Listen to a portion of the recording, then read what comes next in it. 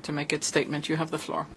Mr. President, Rwanda rejects claims that it directs or controls M23 or any other armed group. Under international law, attribution requires concrete, reviewable proof. The report itself cites access constraint and heavy reliance on remote, open source material with no access of data. Such grave allegation must be backed by verifiable evidence. A simple word count of the FFM report reveals an interesting picture. M23 appears 110 times in the report. Rwanda/RDF appears 65 times. FRDC, 42. Wazalendo, 43. FDLR, only 15. And generic armed groups, 23 times. This imbalance shapes a pre-cooked narrative and skews the reality on the ground. It overlooks roughly 260 armed groups that operate actively in the eastern DRC, in addition of armed foreign involvement alongside FRDC, including private military contractors, mercenaries, and bilateral military forces. This fits a pattern of politicized reporting that vilifies Rwanda without evidence. Rwanda is a UN member state that contributes to peace and stability. We will not accept being continuously subjected to baseless accusation.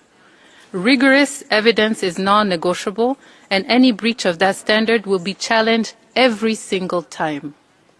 Rwanda also rejects any involvement in the events reported in Rutshuru in July 2025. Even the report acknowledges shortcomings in verification. Phone records and satellite images alone are not enough, especially when victims are tied to ethnical labels in ways that can inflame tensions. Meanwhile, the reports minimize the verified hate speech and identity-based attacks against the Congolese Tutsi communities that continue, particularly around Minembwe in South Kivu. The pattern is clear and urgent. We ask the Council to treat this as an early warning priority and act now. Mr. President, context matters. The DRC has repeatedly committed to neutralizing the FDLR. Through the Washington Peace Agreement, the African Union, Nairobi and Luanda process, relevant Security Council tracks, and the MONUSCO mandates. Instead, the DRC-backed FDLR have been equipped, enabled, and give space to recruit, spread genocidal ideology in the eastern DRC. And this brings me to MONUSCO. 25 years have passed. Billions have been spent. Civilians are still not protected, with the DRC-backed FDLR being provided more arms and actively recruiting. The UN's costliest mission cannot be measured by reports.